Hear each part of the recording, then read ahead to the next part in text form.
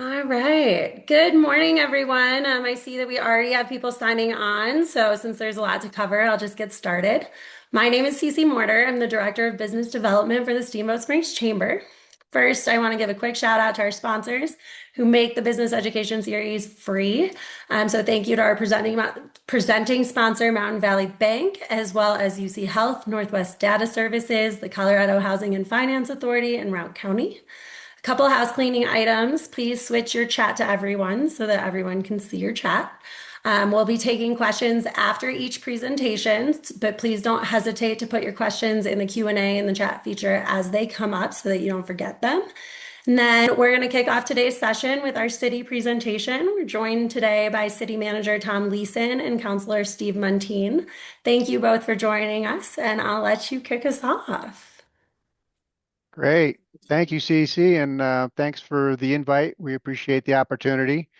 As Cece indicated, I'm Tom Leeson, the city manager, and with me is Steve Muntean, city council president.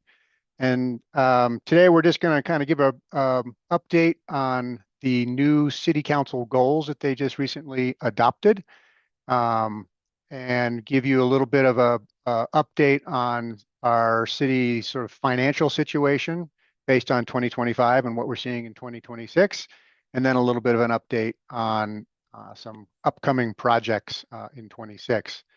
So I always like to start this off with our vision, mission, values, because I think it's important for everyone to know kind of who we are as an organization and what we stand for, and that all of our decisions that we make are really through the lens of this, of our vision and our mission, and particularly our values. These are really important to the organization. They were developed internally by the organization, by the employees, and I always just like to remind folks kind of what it is we do and why we are here. So I'll start with that and then really just kick it off. The City Council had a retreat back in December where they talked about their goals that they wanted to accomplish in 2026, and then had a subsequent work session not too long ago to kind of finalize those goals. And then we just adopted these as a resolution a couple meetings ago. So I'm going to kick it off to Steve and kind of let him sort of talk, at least for the first couple goals. So, Steve. Okay, thank you, Tom, and thank you for having us this morning. One of our major areas of focus in 2026 is no surprise to anyone. It's diverse housing options as we continue to work on building more affordable and attainable housing. And our housing priorities include a number of different things. You can see here on the slide, Brown Ranch annexation. We have formed a Brown Ranch steering committee, and really the focus there on what we're calling right sizing, if you will, the first phase of annexation to align with the actual capacity and constraints that we have. So, for example, we have a number of constraints around infrastructure, electric, gas, water, other things, and we are right now coming up with what are those actual capacity constraints. We should have those in the next 4 to 6 weeks. And at that point in time, then we can give this to the steering committee and they can work on coming up with some potential options for a smaller annexation out of Brown Ranch, which would then be taken to the community for feedback on the various options to see which ones have a wide-ranging community support. So that's a piece of what we're doing this year. We're also modernizing our toolkit. We are moving forward with linkage fees. We had our first meeting on that a couple weeks ago at council, and now we are going forward with the next step in that and having some linkage fees. And in addition to that, we have this deed restriction program that we're piloting. I won't get into too much detail about it, except to say that it's a buy down program that caps appreciation at 3% annually. And the way it works is there's two potential ways of doing it. You can get a subsidy up to 25% buy down, a maximum of $250,000 if you do that 3% cap deed restriction.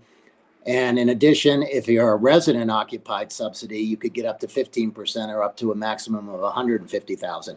Now, this is a lot of money, but the gap between affording a mortgage and the down payment required to qualify for that mortgage is substantial, as I'm sure most of you know. We're also going to be working on this rolling solicitation program, which is really how we use our STR funds. And we're going to keep this program rolling so we don't miss any opportunities that might be out there. So there won't be windows of opportunity to apply to this. This will just be rolling an open solicitation program.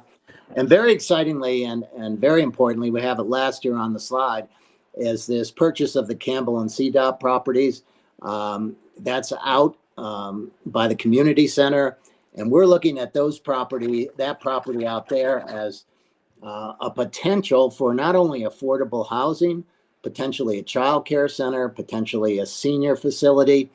And our plan is to have this, a design plan put in place by no later than first quarter 2027. So these are some of the exciting things that we're working on for this year. And with that in mind, I'll turn it back to Tom to give you some the second goal we have, which is around transportation and mobility. Great. Thanks, Steve. So transportation mobility has sort of remained as affordable housing as sort of a consistent goal for City Council. We successfully, the surrounding community successfully passed the Regional Transportation Authority, and there's a fair amount of work working with that newly formed board, but also on the side of the city to transition sort of our assets. The RTA will ultimately take over the city's regional transportation system.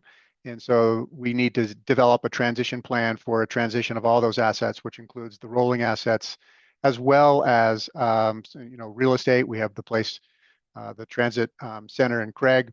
So there's a fair amount of work left for the city to kind of transition all of that over to the Transportation Authority, which is exciting, and we're continuing to support that organization and glad to see it moving forward. The other big effort that we're looking at is sort of the Gondola Transit Center and the reimagining of the Gondola Transit Center. We're working with our partners at Ski Corps to finalize a design for that particular area with what they're planning for a gondola ultimately from the Meadows up to the Gondola Transit Center. And we're looking as well as the sort of redesign of the center itself, but also the consolidated shuttle, which at least from initial studies, it's showing that perhaps we don't need to do the consolidated shuttle system. So we're looking at alternatives, either design, whether it's the pass-through or the sawtooth design, whichever design we land on, can accommodate the existing shuttle system as well as future growth for that. So we're beginning to reevaluate that and whether we really actually need a full consolidated shuttle system. So we're moving forward with that. And then we are also Mountain Rail. Mountain Rail continues to gain momentum throughout the state and continues to gain momentum here locally. We have made an offer to a consultant to help us evaluate some sites and do a feasibility analysis for what could be either 2 sites for a rail station or 1 site, depending on the feasibility analysis. So we'll be working through that. That'll be a very public process and gain a lot of feedback from the public on that. So we're excited to see that move forward. And then one thing that's not up here is that council continues to stress, and we will continue to work with them on pedestrian and bicycle improvements throughout the city.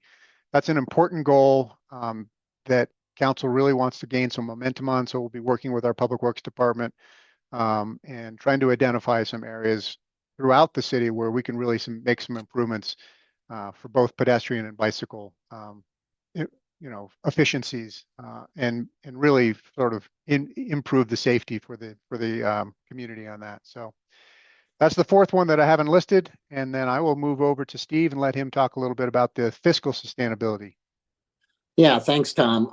We're working on stabilizing the city's long-term financial health. I think, as most of you know, we're heavily reliant on sales tax revenue as our primary revenue source, and it's becoming more volatile and it's dependent on tourism. So we want to explore a more resilient, projectable model that will be in place and give us that stability over the course of the next 20 plus years. This might include such things as greater revenue diversification options, additional revenue options, and dedicated funding for specific items. And we're evaluating all of that right now. And part of it is we will continue to work on the formation of the stormwater utility management plan. We have a community engagement strategy that we're going to be pursuing this year to move that forward. And we're identifying really what is the big problem with respect to municipal finances. So our plan would be, once we understand the real problem, whether it's diversification, whether it's more revenue, whether it's better cost controls, which we're doing a fantastic job on at this point in time, given that we were able to reduce expenses and return over $4 million last year to the capital fund, is that we want to evaluate solutions in 2026. And those solutions, in addition to the stormwater utility, will also look at consolidating possibly the Steamboat Springs Fire Department with the Steamboat Springs Police Department, with the Steamboat Springs Area Fire Protection District, and we'll work closely with our partners on evaluating the pros and cons, of the fire department and the protection district. So we'll be working hard on this year. We'll be getting a lot of community engagement and community input as to what makes sense to ensure that we are fiscally sustainable and also, just as importantly, financially good stewards of the tax dollars that we get from the community. What about the environment, Tom? Yeah, so environmental sustainability continues to be a top priority for City Council. Some of the efforts that we're looking at this year is to finalize the updated landscape code. And that really does two things. One, it adds a lot of water conservation measures to the landscape code.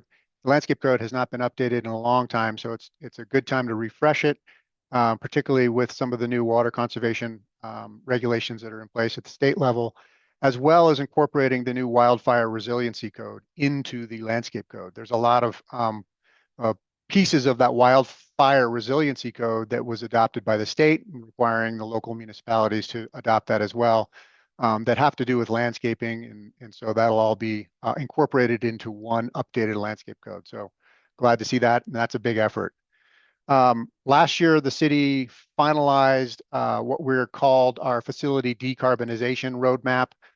There's a lot of pieces to this, but the two big pieces that we're looking at this year are to do a feasibility study for the Public Works and House and Ice Arena, as well as the Recreation Office for a geothermal system.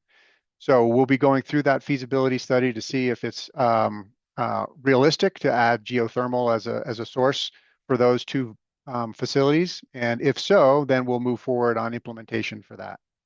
And then water, we have an old irrigation system throughout our parks, and we've been working and will continue to work what we're calling our Water Smart Parks strategy, really improving our irrigation efficiency and reducing outdoor water use. We lose a lot of water in our park system through old aging irrigation systems.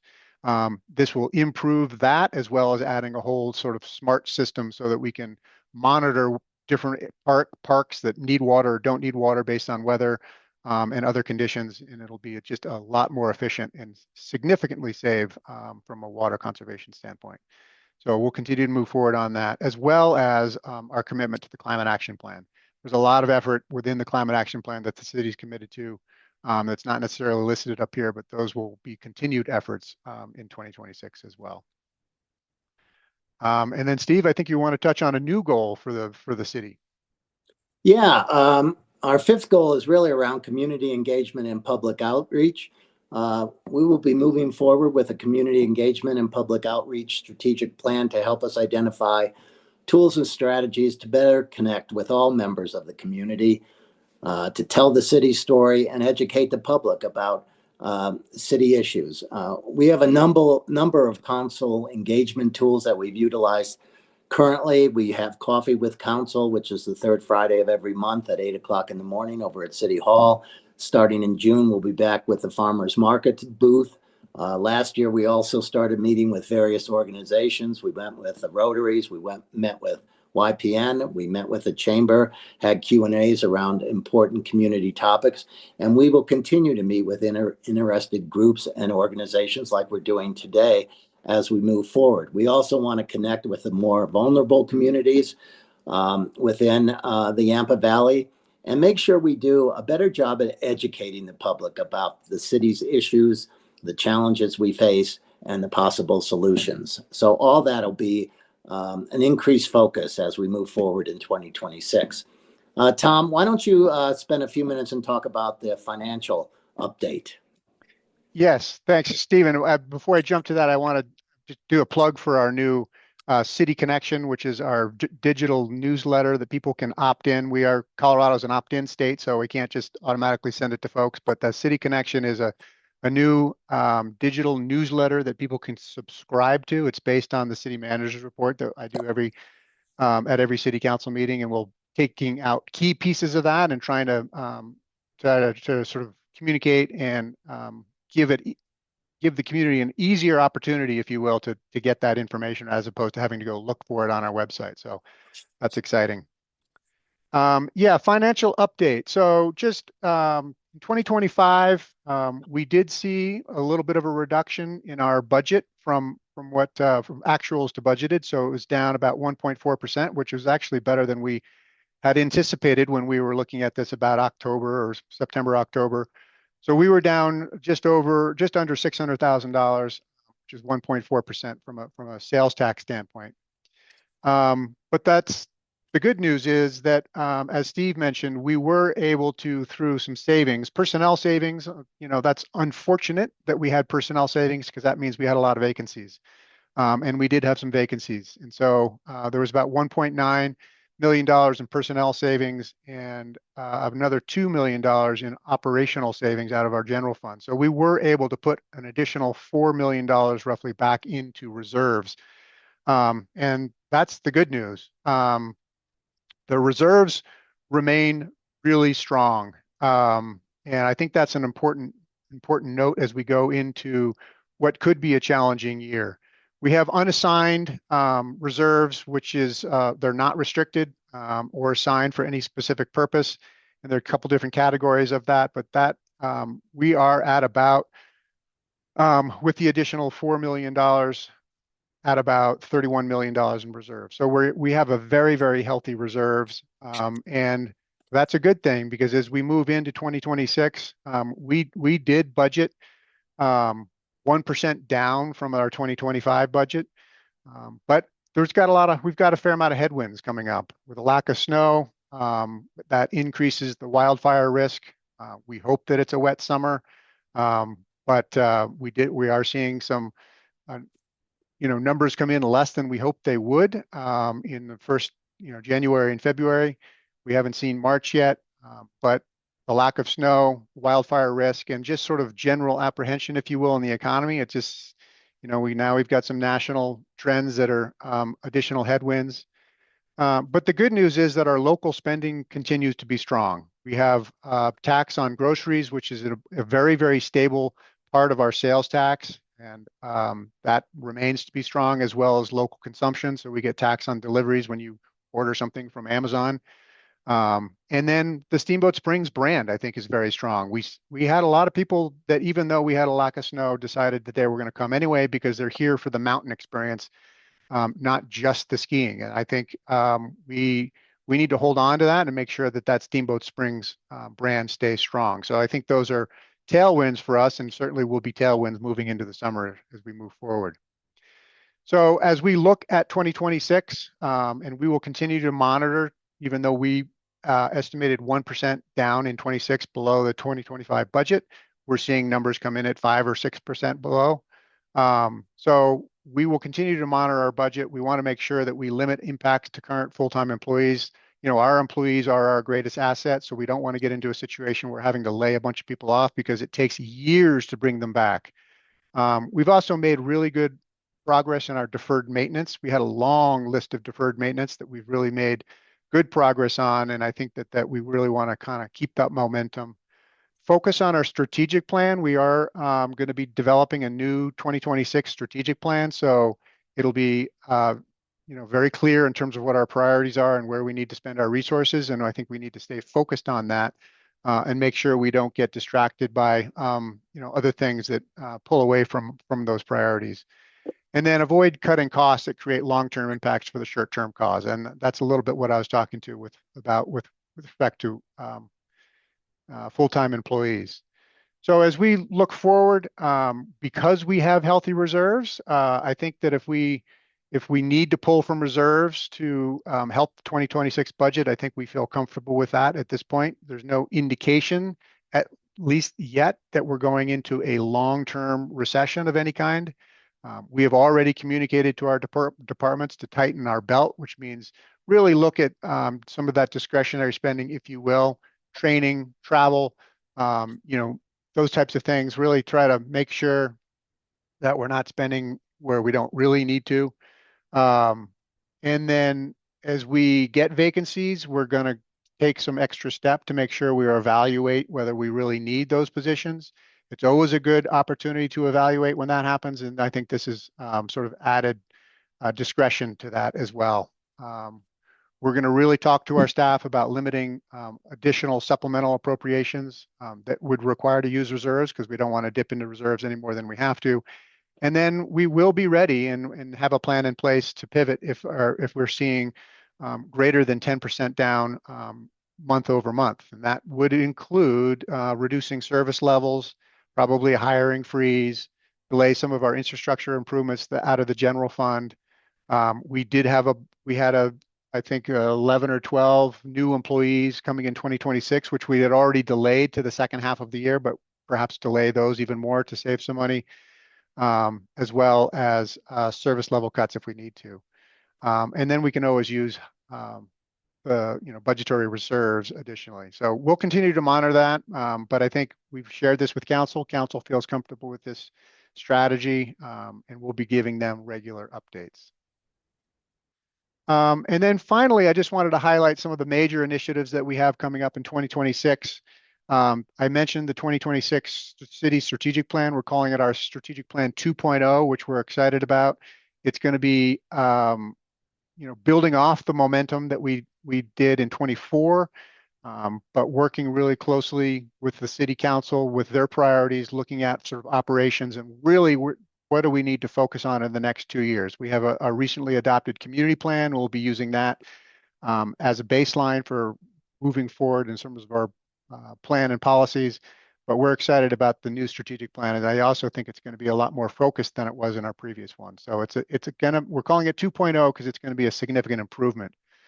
Couple construction projects, the Pine Grove Phase 2 project, which goes essentially from the Central Park to Mount Warner Circle. Another major transportation improvement. I think that's a great project. Not only does it improve an aging road, but it adds those pedestrian and bicycle facilities that we need throughout the community. The West Steamboat Trail, we will be commencing construction on that, and that includes the underpass under Highway 40. Again, a major improvement in improving pedestrian and alternative transportation modes, particularly on that west side. We are starting to look at a mountain fire station and what our opportunities are. We're working with the Fire Protection District on that as well. We have budgeted for a preliminary design and looking at alternatives. That mountain fire station is woefully inadequate and needs to be either completely redone or torn down and start over. But we are starting that process, and I think that's a really important asset that we need to improve on that mountainside. And then we are continuing to work with our partners on the second sheet of ice. We are finalizing our fundraising agreement with youth hockey and looking at going into design in terms of what we can build for the approved amount, which at this point is about $6 million.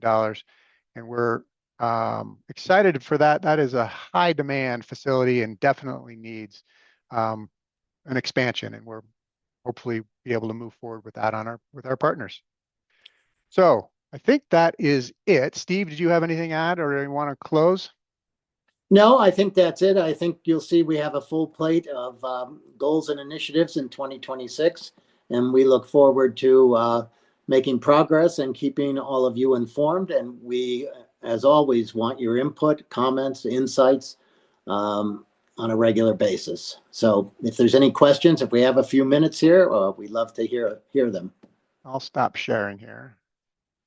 Thank you guys. And we do have a couple questions, and there's time for others to enter them as we go through these. The first question is, we are seeing additional construction. Are there any incentives that the city is looking to put into place to support developers working with local builders and companies? I'll let you take that one, Tom. So the question is, are we looking at incentives for, yes, we have incentives in our procurement policy currently for local, what we call our local procurement policy. And so if local vendors come in at, I believe it's within 5% of the lowest bid or something like that. We give preference to local vendors. And we actually have seen, and I'll get Kim to share CC after this with you, a significant increase as a result of that. So the dollars amount that we're giving to local vendors has significantly increased, I believe, over the last year as a result of that incentive. And it is a policy that if they're within that price range, we will give preference to the local vendors. So that's currently in place and has been successful. Awesome. Thank you, Tom. The next question, with paid parking coming to the ski area, some local businesses are concerned about potential overflow parking in their lots and the impact that could have on their customers. There's also concern for employees who live outside of city limits in places like Oak Creek or Hayden and don't have access to public transit. What steps are being considered to support both local businesses and the workforce as these changes are implemented? Well, I'll jump on that one, Tom. I think this is something that we really need to sit down with Ski Corps and talk about. So we will have a meeting on April 13th to focus on how are we going to put in place various mitigation strategies to make sure we don't have those kinds of situations that impact either local businesses, residents who drive from a distance, employees of various businesses, be it in City Market or UC Health or anywhere else. There's a lot of potential impacts here, and we need to, and we've gotten a tremendous amount of email over the last couple of weeks. Most of that email has expressed concerns about the paid parking situation that'll be coming. So we're going to start with this meeting on April 13th with Ski Corps and their leadership, and we'll go from there and trying to create a plan to mitigate any potential impacts in the community. That's our first meeting. I don't think it's going to be our last meeting at all. But from my perspective and council's perspective in the city, is we need to identify what those potential impacts are and mitigate them. We just can't wait and let's see what happens. We need to take proactive action, and that's why we're going to start that on April 13th. Thank you, Steve. There's one more about the parking. You answered part of it, but just an additional little piece. How is the city planning for potential increases in public transportation usage due to the introduction of the paid parking at the mountain? Well, that's part of one of the mitigation factors we need to look at, because obviously you could get a lot more people who would be taking the SST. And as you know, in the wintertime, those buses are full. And so we need to look at such things as frequency of routes, different routes, et cetera, et cetera. And then, of course, there's a cost associated with those. So we have to look at that in terms of how those costs are going to be paid for. So all that's part of that process, which will start up on the 13th. Okay. Because our community relies heavily on sales tax, has the city considered using some of the unassigned reserve funds to create small business grants that could help locally owned businesses invest in things like marketing, activating vacant spaces, or employee retention so they can stay strong year round and continue contributing to our sales tax base? Go ahead, Tom. Yeah, no, I mean, I think that's a great question. We have not considered that. And I think that it would be good to work with the chamber and our partners at Routt County Economic Development Partnership to look at opportunities for that. We're not always flush with cash in our reserves. We happen to be right now, and I think we feel good about that. So whether or not the reserves are a continued and sustainable funding source for that type of thing, we just have to evaluate that. But I think looking at ways to help local businesses is a is a great idea, and I think we'll consider that when we talk to our partners at the Economic Development and Chamber. And so I appreciate the, But yeah, go ahead, Steve. I would like to add one thing on that. And I think that, when the community comes up with creative, innovative ideas, and let's be honest, some of these ideas have maybe been expressed in the past and haven't been considered, or some of them are totally new ideas. I think we have to be more open to do things differently. Things are changing out there. It's not the same anymore. We can talk about all sorts of different things in addition to AI and the impact that has. But I think we have to be more open to creative, innovative ideas here. And so, from a chamber perspective and a business community perspective, the more new ideas that you can bring, we want them. We want to consider those. We want to vet those. Keep them coming, because I think we have to look at doing things differently, because things have changed. Thank you both. Just two more questions and then I will call it for the day. Are you providing incentives for building projects focused on building affordable housing? Well, We we have, provide. Go ahead, Tom. You take it. yeah, I mean, I think we have both incentives with respect to the development code and relief on some of our development and dimensional standards, parking, and those types of things. We also have a whole bunch of money sitting in the bank so we've developed this rolling solicitation process for anybody who wants to build affordable housing and needs some financial backing. They can present that as an alternative to the city, as a proposal to the city, and we will certainly look at it. We have what's called the ad hoc housing committee. Right now, we're formalizing that into our housing committee that will look at those proposals, evaluate them, and see if they're feasible and eligible for the use of STR funds. So not only do we have development relief, but we also have a significant amount of financial support that we can provide. That's great. Thank you so much. And then the last question, what is the timeline on the West Steamboat Trail? That is out for bid, and we're evaluating the bids right now, and we'll be starting that construction sometime later this spring. So we're moving quickly on that. All right. Well, that looks like it's all for questions. Thank you so much, Tom and Steve. We appreciate you guys being here with us today. Now I'd like to invite County Manager Jay Harrington and Commissioner Angelica Salinas to give us today's county presentation. Angelica, perfect. Seeing the right one. Is that better? Did I do it the right way? It is. If you want to turn your camera on, we'll be all set. Tom Leeson taught me that, so thanks, Tom. Okay. Hi, you guys. I'm Angelica Salinas, Routt County Commissioner. We also have Jay Harrington here, who is our county manager. We're going to be splitting this presentation. If you have questions, feel free to pop them in the Q&A along the way, and then we'll answer them at the end. So we're going to start off by talking about, did it change?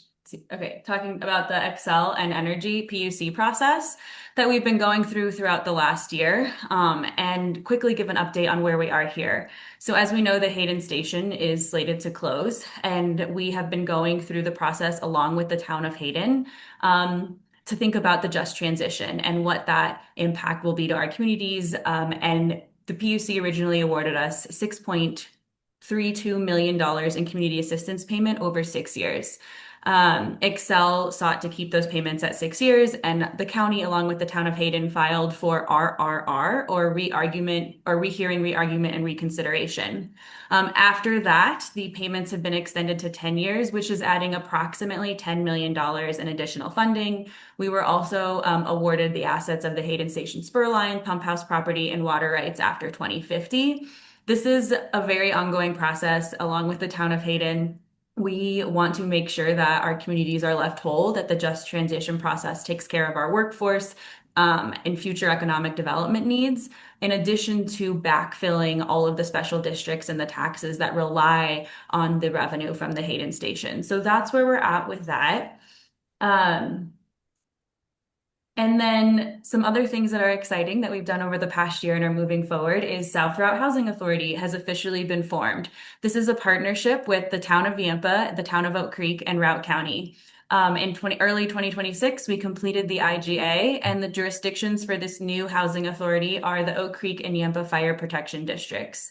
Right now, we are in the early phases of establishing the authority. So applications for board members, because there will be board members from each of those local government jurisdictions, but there will also be board members from the community, are going live next week on April 1st. There will be an appointments committee who then review those applications. And then once the board is set, we will be forming bylaws and establishing monthly board meetings. So this is a really great step for an area of our community that is looking to invest in affordable housing, workforce housing, and really preserving the affordable housing that is already there, that the county is really proud to partner on, and to partner with the town of Yampa and the town of Oak Creek. Moving on to our transportation efforts. As the city mentioned, Yampa Valley Regional Transportation Authority passed in November and is well on its way. I'm not going to read everything on this slide, but I do want to just stress how things are moving forward since the November vote. The meetings for the RTA are the last Monday of every month at Hayden Town Hall, or you can attend virtually. So there was a meeting a couple days ago, and a lot of work has been done already, including bylaws, finance, all sorts of things. And then upcoming, they're working on the budget, they're working on grant funding, and they did form a committee to source the RTA's first executive director. So there's a lot happening. It's moving forward. It's really exciting work, and how you can get involved. So one of the major milestones for 2026 of the RTA will be the development of community-specific service plans, and your input will be really essential to shaping these service plans. Soon, the RTA board will begin public outreach efforts, and I put an asterisk by soon meaning in the world of transportation soon. But residents, workers, visitors, businesses will be invited to share ideas on different routes, types of transit most needed, schedules, and service times that best meet locals' needs. So please stay tuned. Follow along. We will definitely share these engagement opportunities. The Yampa Valley RTA also has a website that is not yet fully built out, but as they continue to make process in establishing the RTA, that is where you will go to find the most recent information. I would be remiss to not mention Brandon Circle and Safe Crossing, which has been a project of labor and love for the county over the last few years in the world of transportation. So we have been awarded just over 700,000 MMOF fund, with the idea that we are going to do a multimodal plan. Right, we put the RFP out for bid. The selections will be made any day now if they haven't been made, with contract expected late April 2026. The local impact accelerator grant, was also awarded. We are finalizing that contract and we'll put the project out to bid in 2026. So this is really important for us. I want to stress that the funds that have been secured so far are for the planning phase of what a safe crossing at Brandon Circle will look like. What does conceptual plans for a safe multimoding crossing across US 40 look like? How can we connect the neighborhoods and the schools essential to Steamboat Spring services? We really, really want to improve safety and accessibility in this part of the county, but the money secured does not cover execution of these conceptual plans yet. And so this is the first step. We can't get to execution without the plans and the conceptual plans, but we are really excited to have this money and to really begin some of the work on this project. And I'm going to kick it over to Jay Harrington to talk about the Yampa Valley Regional Airport. Great. Thank you, Angelica. The Yampa Valley Regional Airport is continuing to be an economic hub for the entire region, and it's operated as a county enterprise fund. So there are no general fund dollars which go into operating the airport. It's all based on the user fees, passenger fees, parking. All the money spent out there stays out there. We are also looking at expanding our general aviation footprint at the airport and building an aviation business park. We're just about to move forward on the second phase of that. The reason the general aviation needs to balance the commercial aviation is for the financial model. We can't just rely on commercial to pay the bills out there as we look at our long-term financial viability. This year was particularly telling to the value of the airport to the region. We ended up with, up until a couple of weeks ago, we were off about 3% on passenger loads. That would have dropped off significantly in the last couple of weeks, and so probably 6%-ish for the overall year. Based on the snow, what was going on, it really, without the airport, we would have had a significant drop in visitors to Routt County and to Steamboat and to the ski area. On the airport itself, the West Terminal Expansion Project is the largest project that Routt County has ever done. And it's just the first phase of a three-phase project. It's roughly an $86 million project. We will be issuing $40 million in bonds in late May. The mix of funding for this includes some federal grants, some state grants, and then about $33 million in airport reserves. We were able to build those up over the pandemic when the federal government was offsetting some operational costs and we were still bringing in revenues. So we banked those funds to get ready for this project. The project itself will be starting in early May, probably groundbreaking in mid-May, and then it's a 2-year project to come to construction. And Helke, could you, just show these are just some visuals of this. This is all going west from the, and upstairs from the current terminal. The purpose of doing this as the first phase of the project is to have large enough holding areas that on busy days when we have flights delayed or deferred, that we don't have to empty those areas and have people go through TSA twice. It also brings 4 jet bridges forward, a restaurant bar, great views. We've had a great project team working on this, and we're really excited to see it move forward. Today is the day when we're rolling up our sleeves to work through the guaranteed maximum price for the project, and should have that by the end of the week. And hopefully that moves forward. And we're ready to go. So a lot of moving pieces. The county's already ordered the jet bridges and some critical infrastructure as part of that project. There will be some disruptions for the next 2 years, but we do have a pretty good plan to minimize those.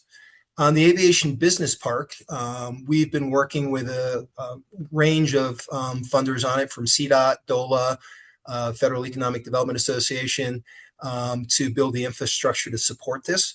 Ultimately, we're looking at creating 232 jobs out there, roughly $75 million in anticipated private investment, and that should go up.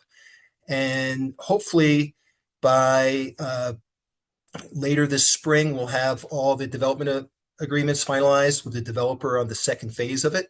The first phase is done, and 2 large hangars are presently being leased out and operating. We'll see a second FBO out there eventually. Desert Jet is going to be setting up an FBO as part of this project. And then we're also working closely with the community college in Rangeley for some aviation training related jobs. One of our biggest challenges out there is not having on-site mechanics and the such. So big project for us, a lot of work being done already on it, and a lot of work to get it to this point. Safe to say the airport's going to look much different in 2 years than it does right now on both the general aviation side and commercial aviation side. We don't have the funding lined out for the next 2 phases of the project, the East Terminal Expansion and then the TSA area, but we are working on that, submitted congressional designated directed spending request for engineering and architectural work on the second phase. So we'll see how that goes. Thanks, Jay.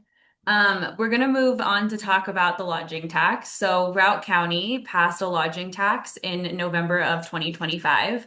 Voters in unincorporated Routt County, Oak Creek, and Yampa approved the 6% lodging tax on short-term accommodations.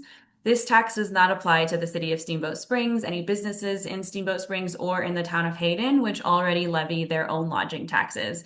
And the lodging tax took effect January 1st, 2026. According to statute, 90% of the lodging tax you can choose, and we chose for that to go towards public safety and infrastructure. There are parameters, but we chose public safety and infrastructure maintenance and improvements, while 10% of any lodging tax has to go towards tourism, advertising, and marketing. And Routt County has decided already to spend this on destination stewardship efforts. This tax was really important for us to pass because it generates revenues from visitors to offset the real cost that they have and the real impacts that they have on roads, emergency responses, and public safety. It reduces that financial burden on local taxpayers, and it also addresses growing uncertainty around state and federal funding. We are moving forward with kind of figuring out in Q1, we'll get a good sense of how much that lodging tax generated in the first quarter. And our next steps are to form a couple of committees. The first, or a committee to really figure out how to use those 10% of destination stewardship funds. So commissioners in the next couple of weeks actually will be having conversations on what the budget outlook looks like for this and other things. And also how are we going to establish this committee? How many people will be on it? How will we advertise it? How will we post applications? So if this is something that you are interested in, then I encourage you to, stay tuned to our work sessions or reach out for more information, which we will certainly be sharing.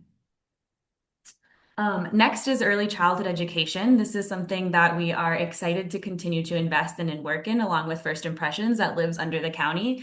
And so right now, early childhood education, it's really essential to our economy and our workforce. It's an economic issue. There are about 270 childcare slots, with the biggest gap in infant care that we are short across the county, with families spending a significant portion of their income on care.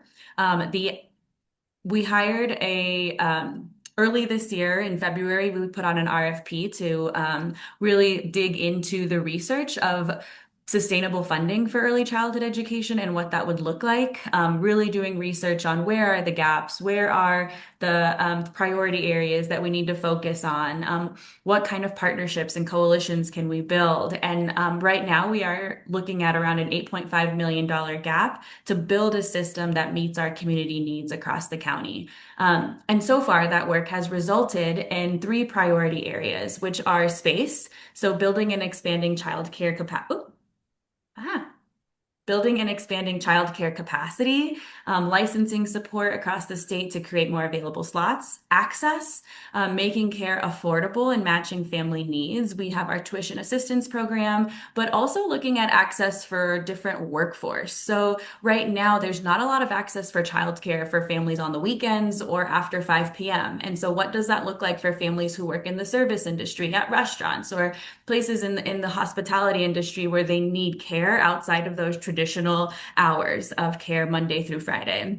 And then people, how can we really invest in our childcare workforce? What do competitive wages and benefits look like for our region? Can they afford to live here? What does that housing support look like? And what are the professional development opportunities we can provide to the early childhood education workforce so that they can continue to grow in their careers? And last but not least, we have state and federal funding. I will again hand it over to Jay for this one. Great. Thanks, Angelica. In Colorado, there's 64 counties, and we're mandated by statute to provide certain services, human services, public health, elections, roads, public safety, emergency response. We're required to provide those, but at the same time, the funding from the state and the feds to support those are dropping. The state of Colorado is facing a huge budget shortfall within the next couple months. They're going to have to find about $1.5 billion in savings or reductions in their budget. And right now, throughout the country, there's the largest cost shift to counties in recent memory throughout the United States. And it's happening both at the federal and state level at the same time. At the same time with that, we're seeing obviously some local challenges. About 11% of our budget is made up of sales tax or 1% sales tax. It's applied to some things a little differently than the city, like our sales tax isn't on groceries. There's some exemptions on it based on state requirements, but it does track fairly closely to what the city of Steamboat Springs sees.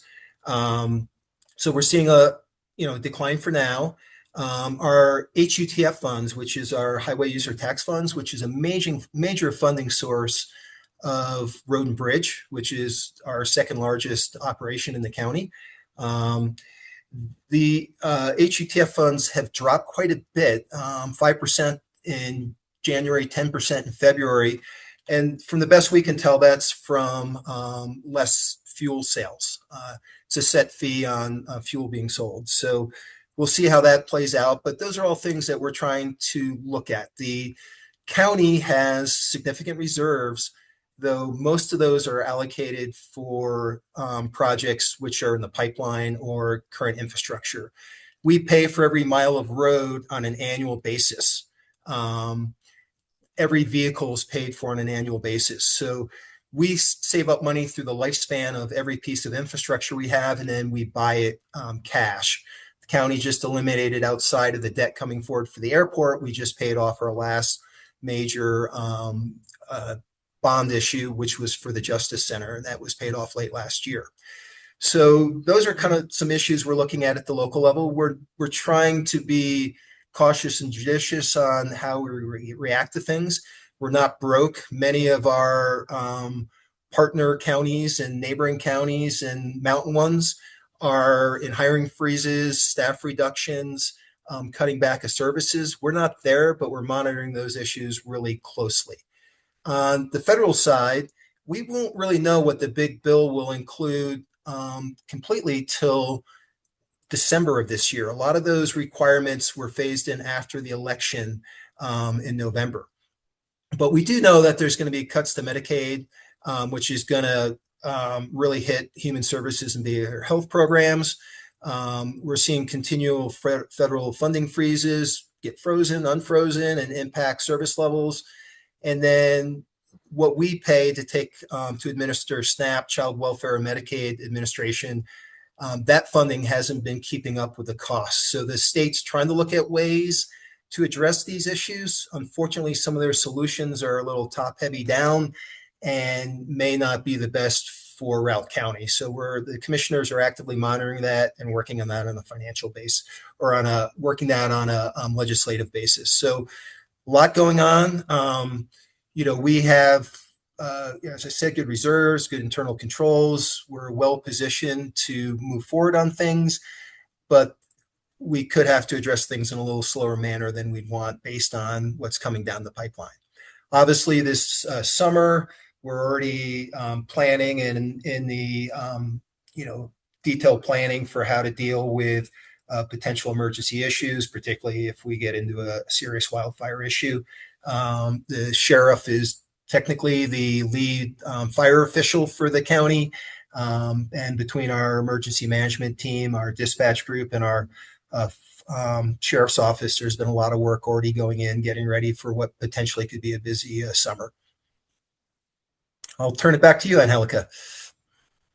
Thanks, Jay. I think I stopped sharing my screen. So that's all of our presentation. Happy to take questions. I see a couple in the chat already. And the first question, why isn't Hayden included in the IGA? I think that came in when I was talking about the South Routt Housing Authority. And the South Routt, and Hayden already has their own housing authority. So Hayden established, and maybe Matt will speak to that later, but did establish their own housing authority. And so they have been doing a lot of projects and doing great things out in Hayden. And so we really wanted to partner with our municipalities in the South who didn't have that, but absolutely happy to support Hayden in their housing efforts. If that was in reference to the RTA, then Hayden when that came in. But I hope that answers your question. And then there was another question in the chat about Brandon Circle. And it was with Brandon Circle planning, is this primarily for a stoplight access and sidewalk along 40? Um, so this is for kind of the conceptual plans for what a safe crossing could look like. There's a lot of ideas out there. We've done studies with CDOT on like traffic and how many people are crossing, things like that. But it could be for an underpass, it could be for a light. Obviously, sidewalks. There's a lot that would go into creating a safe crossing. So this is for the conceptual plans in that area, not limiting it to just a stoplight, if that makes sense. Jay, anything to add? I think the first phase of that project is going to have significant public outreach, so there'll be ample Mhm. opportunity for both the community at large and the folks who live right out there to participate and give input on what they'd like to see. Yeah, definitely. Um, what other questions are there? How is the county planning to support the growing aging population in Routt County, particularly in relation to health and supportive services? That's a great question. The county currently does support Routt County Council on Aging. We provide the transportation vehicles for them and the maintenance for those vehicles. When those vehicles wear out, we purchase the new vehicles for them so that they can get their clients to where they need to go, whether it's healthcare appointments, whether it's shopping, grocery shopping. So Routt County has done that, and we are going to continue to invest in that. That is has not dropped from our budget. In addition, we do provide funds to um, the Human Resources Coalition every year, which then through United Way distributes funds to organizations that support the aging population, like Northwest Colorado Health and others. When Casey's Pond was going through their transition, the county supported with funds there, and so I think it's an important population to continue to serve, and they are adversely affected by a lot of the cost increases in the cost of living that we are seeing here locally. Anything to add, Jay? Um, just we also invest heavily in adult protection services on the Yes. Department of Human Service side. So we end up working with at-risk seniors quite often too. But the big challenge on that is the potential cuts we might see statewide. There's not necessarily a revenue source locally to offset those. So there's a lot of work to be done to figure out how things could look down the line with some of the reductions we're going to see at the state and federal level. Thank you. All I right, think that's guys. all. Did I miss any? Nope, that's all the questions. Great. Thank you, Thank Jen you. and Angelica. We appreciate your time. Next up, we have the Town of Hayden manager, Matthew Mendisco. Welcome, Matt. I'll let you get going. Okay, 1 second.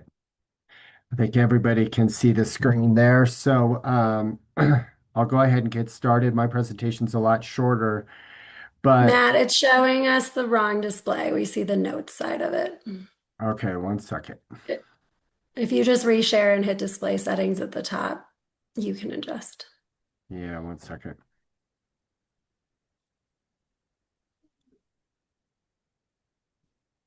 What about now? Perfect. Thank you. Better? Great.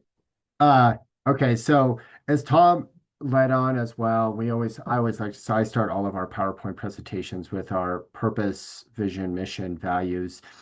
While I won't go through them, we take this to heart, and actually every staff report, everything has a requirement that they address these when we are speaking on issues, etc. So I think it's just important.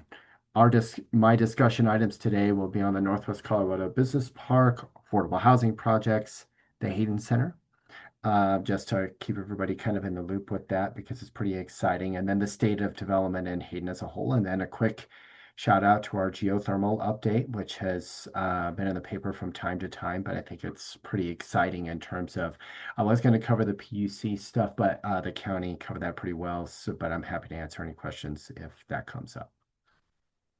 So, Northwest Colorado Business District.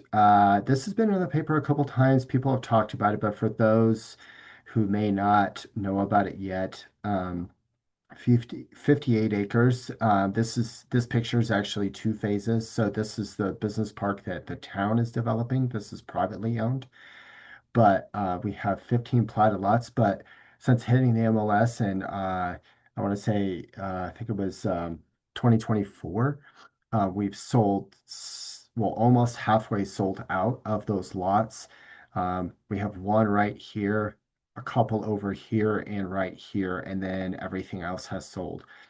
I think, and one of those obviously that we closed on in February was the Amazon warehouse. The county has purchased a lot for future expansion near the airport. Um, we've had several local businesses as well. Those were in the paper, but outdoor recreation. I think our key focus here, this is also, I'll get to geothermal, but this is entirely powered by heat, for heating and cooling by geothermal. And I think that's a pretty exciting thing. But I want to emphasize that these lots are not out of reach for local businesses. We've had local businesses purchase them. We just had another meeting with a business that is expanding their footprint out here. Also, a potential hotel is under contract out here. But I think the bottom line is that Hayden is trying to position itself, our business sector, the business sector focuses. This isn't like all inclusive. If other, we would entertain anything that is light industrial, which is what it is zoned, but we have construction, manufacturing, distribution, outdoor recreation, energy development, and R&D. And Hayden is a pretty proud energy community as well as entrepreneurship, which I think small business just kind of goes right along with that. But at the end of the day, um, we've also the infrastructure that we put in for this business park, it should be outlined. You can see the arrows. We are in the process right now of we've submitted several different grants, and if those grants come through, we will be finishing out the design and hopefully building the new airport connection road, which would come through here. And if the image was bigger, it basically goes down to Highway 40, right down um, where there's an existing connection to the United gravel pit at the moment. I think that's really super important because, as everybody knows, the county roads that access to the airport, those roads are pretty small. And now that the with this development, several other developments, the airport expansion, all the things, I think it's been recognized, and we're proudly partnering with the county on making sure that we get this road built, and it will also open up several other acreage for expansion and business expansion. So pretty exciting. Some of the downstream effects we didn't even realize were going to be happening, which is pretty exciting. Next, affordable housing. So with affordable housing, Hayden and Commissioner Angelica touched on this, but we have had our own Hayden Municipal Housing Authority. And I think the key there is that it only encompasses the town of Hayden itself. It doesn't go outside of our town boundary. And then if there was an annexation, it would automatically become included in. But nonetheless, since 2021, we have been working on some of the affordable housing, and you can see kind of an image here of Prairie Run, which is a 135 unit deed restricted affordable housing public-private partnership. We're very proud to partner with Gorman and Company on this one because it was our first real affordable housing project, and it was super exciting to partner with and have a public-private partnership. We're now putting in a workforce housing project for employee housing that's 8 units on some land that we owned that we're putting in right now. And then we're under contract to preserve another 63 housing units within the town of Hayden right now, and hopefully we'll be closing on that. So I like to say that our housing authority it went from like 0 to 500 in about 5 seconds flat. We're going to go from having no staffing really, and just myself and our planning director managing, to having hopefully a full-time person coming online with a LPC grant that we were just awarded to continue our housing efforts as a whole, but also doing it in a very balanced way so that we don't overwhelm our infrastructure, so that we don't overwhelm some of those other things that we know we're going to need for the future. And then for those who do not know, Hayden continues to have our inclusionary zoning policy.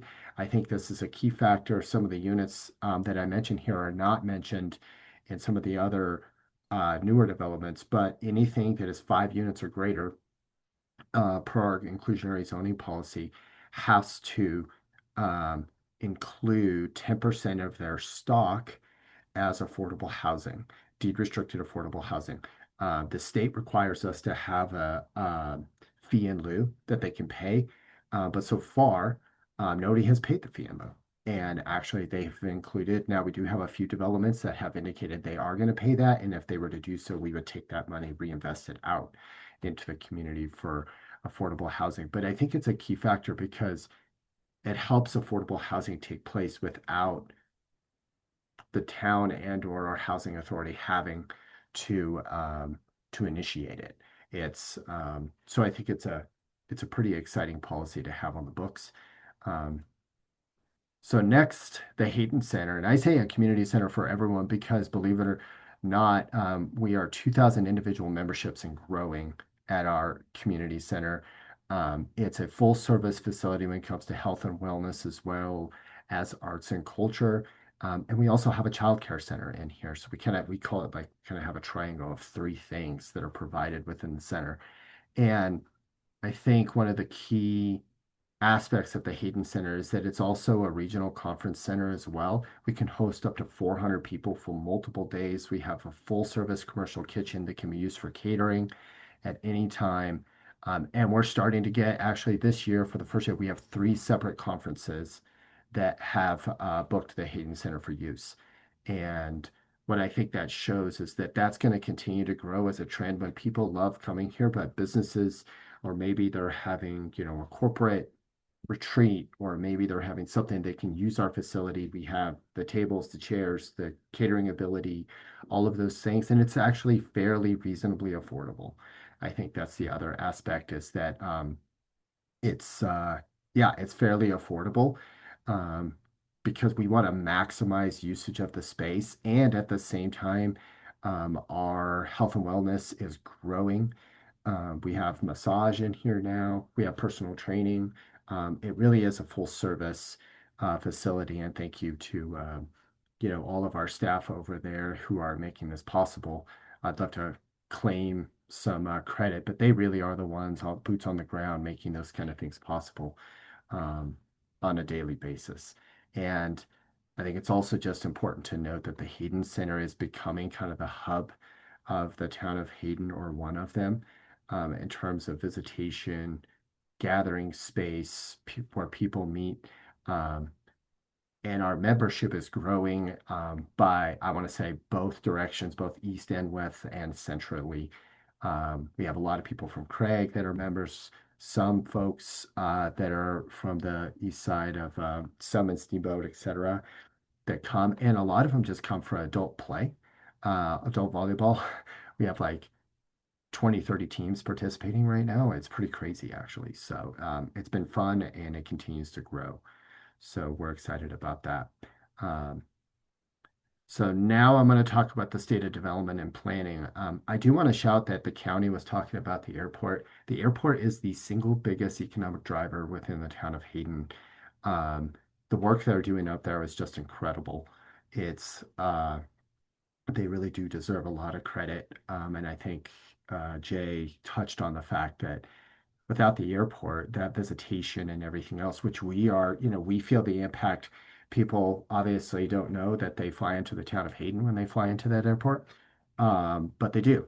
And we have full services to that airport, police, all of those sorts of things that are kind of out. Like I'd like to say, anything outside of TSA becomes our responsibility from a service standpoint in terms of police, water, sewer, all of those things. And I think that's super exciting. But in any case, Town of Hayden is updating our land use code. We've been having several public meetings regarding this. We have another one this Thursday, and our anticipated adoption is in June. This came out of what was the Hayden Resiliency Plan, where we really did start taking a look at holistically at our infrastructure, land use, zoning, health and wellness of our community, et cetera. We did many things, financial security, and that's all kind of the whole plan will probably be adopted sometime next at the end of this year or early next year. But the land use code is what's coming next, and we have that land use code update just with the state of housing, state legislation. I could name several other things we had to update it. Mountain Rail, we're also starting our Mountain Rail planning in June, as well as RTA planning associated with that. And then I guess what I would say is development within Hayden, growth in Hayden remains steady and strong. We're continuing to see development applications, um, and we're trying to deal with all of that at the same time as being thoughtful about how Hayden grows as a community and not necessarily, and that's was the hence, updating of the land use code and some of those other things. But we've been excited to continue to see that. And you can see this picture here, the airport, our business park, that new access road that we're going to be in the stages of planning. So, and then finally, just a touch on, I think, one of the more exciting things happening in Hayden right now, which is our geothermal update. Um, for those, again, I touched on the fact that the business park is entirely for heating and cooling of those buildings is entirely done through what is a new geothermal utility. And what that means is that your building has a meter on the outside of it, but it's supposed to measuring water flow. It's measuring the temperature of BTUs going in and coming out. At the end of the day, you get a bill from us that it's kind of like your water bill. Actually, it's going to be on people's water bill. And what's exciting though is the geothermal heating and cooling. The way we're doing it as a utility, we can kind of press those costs out over time to get a better return on investment. We're also helping in terms of those businesses getting in with the ITC tax credit and everything else. We can help businesses save up to 50% of their install costs for HVAC, as well as the town of Hayden, and then we can actualize those costs over time. Then their electric bill becomes anywhere, I'm being conservative when I say 30% lower, because, and I'll let everybody do the research on why that is, but it's a pretty proven technology.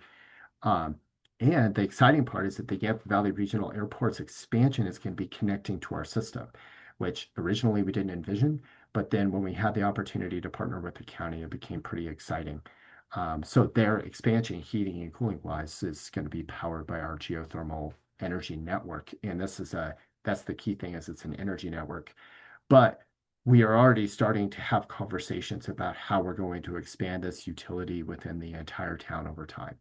Um, that doesn't mean that, we're like anti-natural gas or anything else.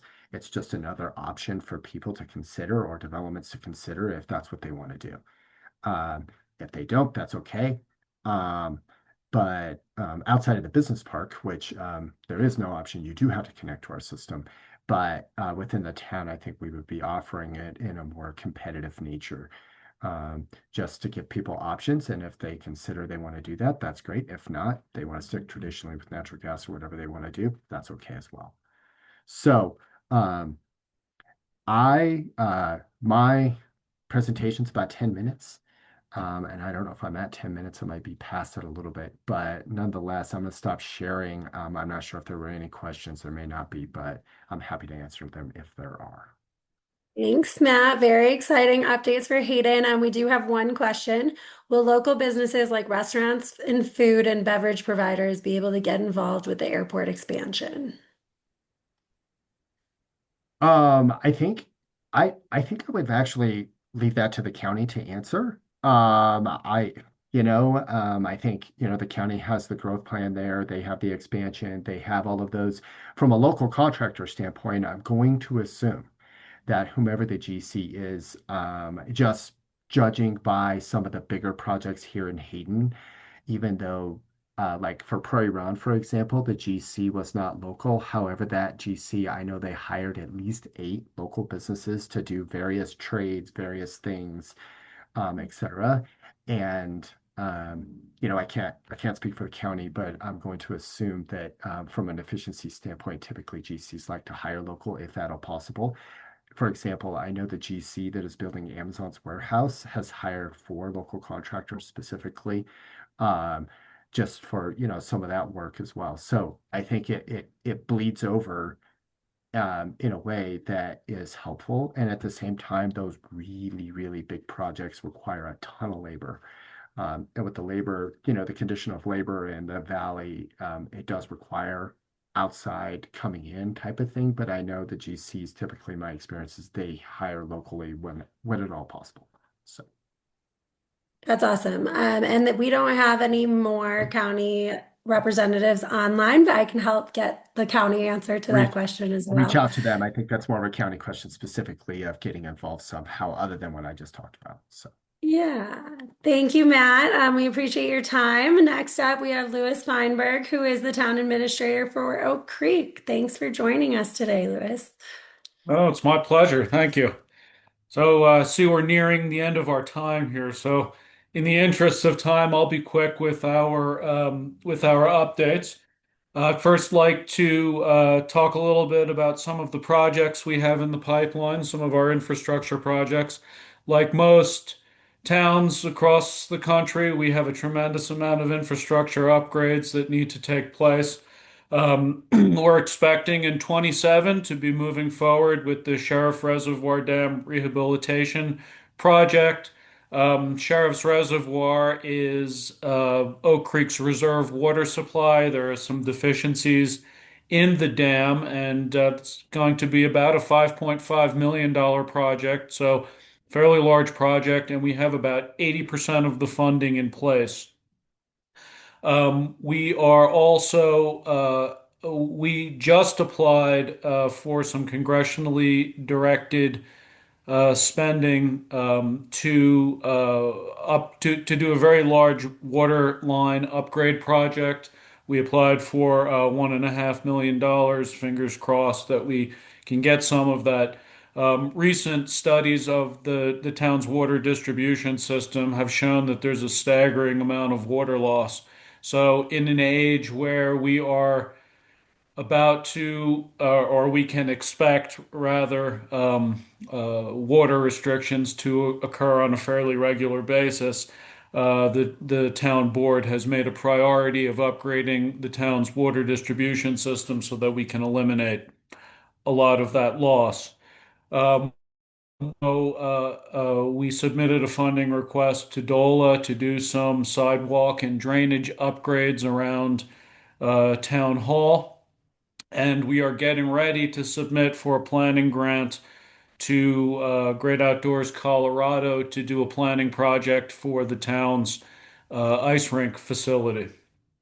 You might have seen in the paper that the town did receive a grant from GOCO to create a flow trail in Mountain Park for downhill mountain biking, which is pretty exciting. That grant is allowing us to utilize the Rocky Mountain Youth Corps to do some clearing work and also to hire a contractor to come in and create the actual trail. On some more planning projects that are going on, we are about to adopt the town's new comprehensive plan, which is pretty exciting. That's been about a year-long process, and the town is very happy with the product. That should be adopted in April. We have submitted a funding request to CDOT as some of the other entities are doing here, to do some station planning work for both mountain rail and RTA. So if we get that grant, we will be doing a location study to find the best and most suitable location for a combined RTA mountain rail station. We're also continuing with our engineering work on upgrading or on producing plans to upgrade the water distribution system. Some other notable things that are going on now. The town disbanded its police department about a year and a half ago now, and we are now in discussions with the Routt County Sheriff's Office to serve as the law enforcement entity in Oak Creek. We are currently working through some details on an agreement there. With our current law enforcement budget, we're going to be able to afford two deputies to start. and the town board will be discussing a possible sales tax initiative on the ballot in November to fund a third position, and possibly also a sales tax dedicated to capital improvements. So those are some discussions that are going to be happening over the next few months. The town board is also interested in stepping up code enforcement in the town to deal with some issues that have been going on for some time, and we're working on revisions to the code enforcement code that would allow us to do that. I was going to talk a little bit about the formation of the South Route Housing Authority, but Angelica did that already, so I will pass over that. Are anticipating water restrictions this year. Our water conservation plan is linked to the level of Sheriff's Reservoir, so we're preparing for possible releases from the reservoir, and as the level of the reservoir goes down, we enter different phases of our conservation plan. So we are anticipating that. Also looking to modernize our bulk water distribution facility by putting on a proper metering system. The town is currently conducting a utility rate study, which we anticipate to be done by the end of April. It probably will mean some rate increases, but we're not going to jump the gun on what the rate study actually tells us. We are also preparing to adopt, as most of the towns around us are in the county, the Wildfire Resiliency Code, which puts in place regulations for hardening structures and landscaping. And lastly, the town itself has undergone a lot of restructuring in the last year or so, and we're continuing that process as we go along. So those are the highlights. If anyone has any questions, I would be happy to answer them. Thank you, Lewis. We don't have any questions yet. I'll give my kind of closing spiel, and you guys can enter questions in that time if you have them. Otherwise, I'm also happy to help facilitate getting an answer if you have a question that comes up after this that you think of. But I want to thank you guys all for your participation today, and thank you so much to all of our speakers. This is quickly becoming a member favorite event, so it's great to see so many faces. Before we wrap up, I just want to share a couple upcoming chamber events. Next, in our free business education series, we have our annual employment law session on May 20th. This session covers new laws, executive orders, court decisions, and employment law and workplace trends that affect workplace compliance, risk management, policies, and day-to-day employment practices. We also, before that, have our first big conference of the year coming up on May 6th. It's the 32nd Annual Economic Summit. This year, the topics will cover our annual economic and legislative session updates, along with our current water crisis and its impact on the Yampa Valley's economy, the coal transition, and donor trends and impact in funding critical needs and community priorities. So some really great topics, some things that came up today if you want to hear more. I'll send those links out with short descriptions in the follow-up email along with the recording, and I will work on getting the presentations for you guys as well. So thank you, everyone. I hope you have a wonderful day. It was great to see everybody. Have a great day. Bye.